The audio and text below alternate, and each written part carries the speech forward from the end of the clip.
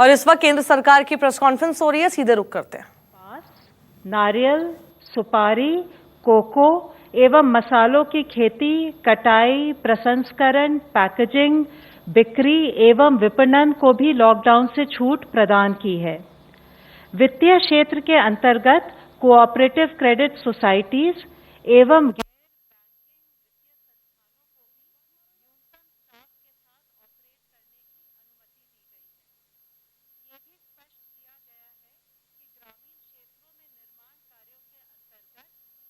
पूर्ति, बिजली एवं दूर संचार से जुड़ी परियोजनाओं और गतिविधियों को भी छूट है। मैं आपको ये भी बताना चाहूंगी कि आवश्यक वस्तुओं और सेवाओं की स्थिति नियंत्रण में है। इसमें भारतीय डाक की भी बहुत महत्वपूर्ण भूमिका रही है। कल हमने संक्षेप में भारतीय डाक द्वारा कोविड-19 के दौरान दिए गए योगदान की चर्चा की थी। आज थोड़ी विस्तृत जानकारी आपके साथ साझा करना चाहूंगी। भारतीय डाक ने मालवाहक उड़ानों एवं लाल मेल मोटर वैनों द्वारा आवश्यक वस्तुओं का वितरण किया है, जैसे दवाइयां, कोविड परीक्षण किट और मेडिकल इक्विपमेंट जैसे वेंटिलेटर्स। उन्होंने 100 टन से अधिक दवाई एवं मेडिकल इक्विपमेंट अस्पतालों एवं अन्य ग्राहकों तक पहुंचाया है। लॉकडाउन के दौरान भारतीय डाक ने विशेष व्यवस्था करके अंतर्राज्यीय और राज्यांतरिक डाक पहुंचाई है। डाक विभाग प्रयासरत है कि लोगों को उनकी पेंशन राशियों का भुगतान तथा सरकार के अन्य सामाजिक लाभ उनके द्वार तक पहुंचाएं।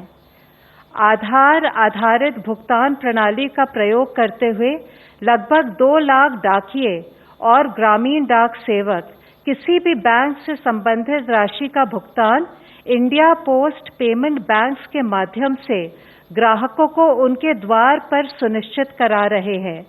इस प्रकार सैकड़ों करोड़ रुपए की राशि सामाजिक सुरक्षा पेंशन तथा प्रत्यक्ष लाभांतरण के रूप में विधवाओं, वरिष्ठ नागरिकों और दिव्यांगजन लाभार्थियों को उनके द्वार तक मुहैया कराई गई है।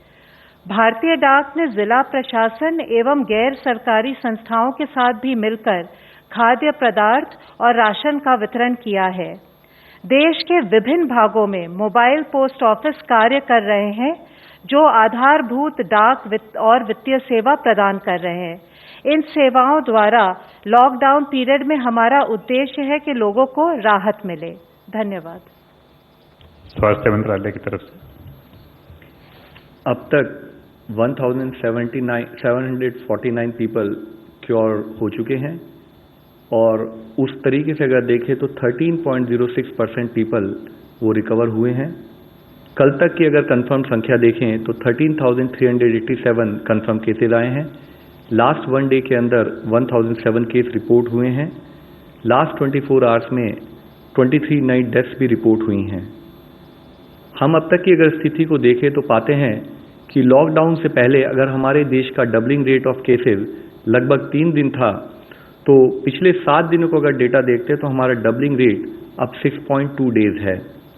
और मैं आप लोगों की दृष्टि में लाना चाहूँगा कि 19 स्टेट्स ऐसे हैं, 19 स्टेट्स और यूनियन टेरिटरीज ऐसे हैं जहाँ पर कि डबलिंग रेट देश के एवरेज से भी कम है। और वे स्टेट्स हैं केरला, उत्तराखंड, हरियाणा, लद्दाख, हिमाचल, चंडीगढ़, पौंडीचेरी, बिहार, उड़ीसा, तेलंगाना, तमिलनाडु, आंध्र प्रदेश, दिल्ली, यूपी, कर्नाटका, जम्मू एंड कश्मीर, पंजाब, असम और त्रिपुरा। मैं आप लोगों की दृष्टि में लाना चाहूँगा कि ये doubling rate is a product of how we are trying to manage the situation at field level. ये एक ऑनगोइंग प्रोसेस है और इस डबलिंग रेट को और कम करने के लिए और बेहतर करने के लिए हमें अपनी विजिल को उसी हिसाब से, उसी इंटेंसिटी से करना पड़ेगा। इसी तरह से हमने सिचुएशन को एक और तरीके से एनालाइज किया, जिसको हम कहते हैं ग्रोथ फैक्टर।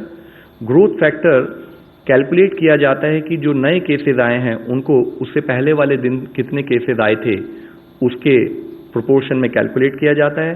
तो अगर हम इस डेटा को भी देखें तो पाते हैं कि अगर हम 1 अप्रैल से 1.2 के एवरेज ग्रोथ फैक्टर को देख रहे हैं, जबकि इससे 2 हफ्ते पहले यही ग्रोथ फैक्टर 2.1 एवरेज था 15 मार्च से 31 मार्च तक।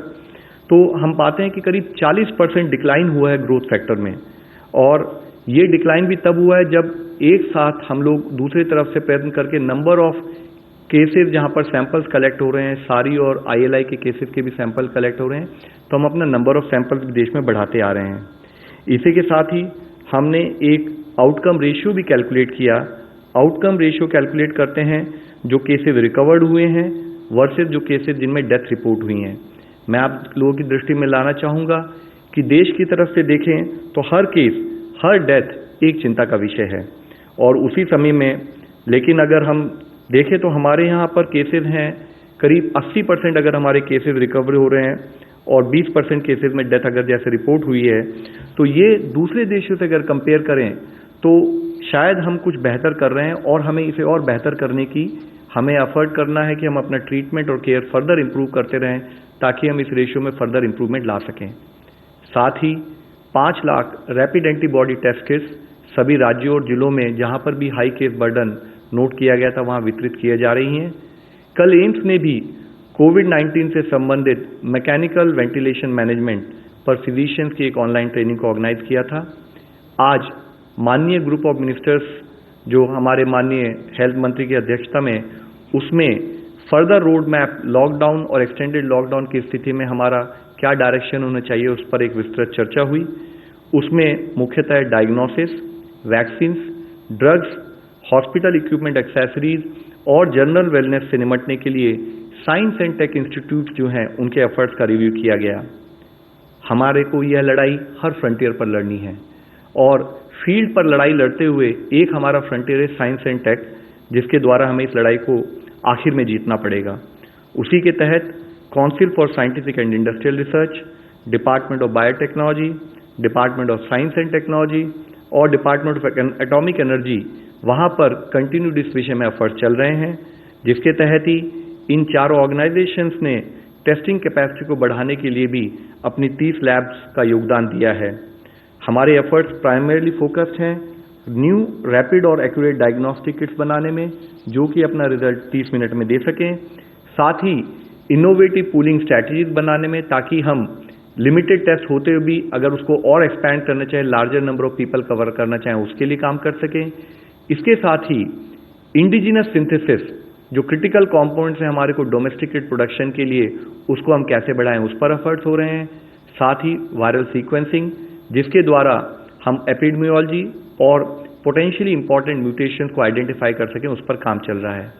इसके साथ ही वैक्सीन डेवलपमेंट की दिशा में inactivated virus, antibodies to major antigens, monoclonals और RNA बेस्ड वैक्सीन पर भी काम किया जा रहा है।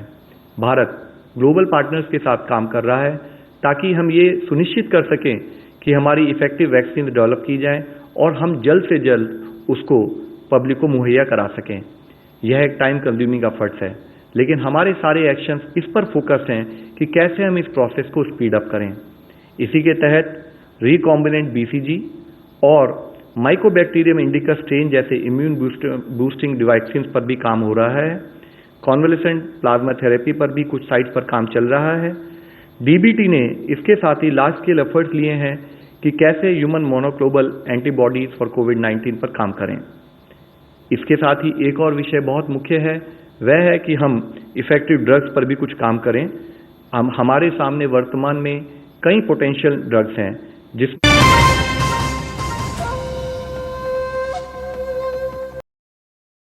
अगर आपको हमारा ये वीडियो पसंद आया हो तो इसे लाइक और शेयर जरूर करें। अगर इस वीडियो पर आपकी कोई राय है तो नीचे कमेंट भी कर सकते हैं। और हां, देश और दुनिया की तमाम खबरों से वाकिफ रहने के लिए अभी सब्सक्राइब करें न्यूज़ 24 का YouTube चैनल। न्यूज़ 24, निष्पक्ष खबरें।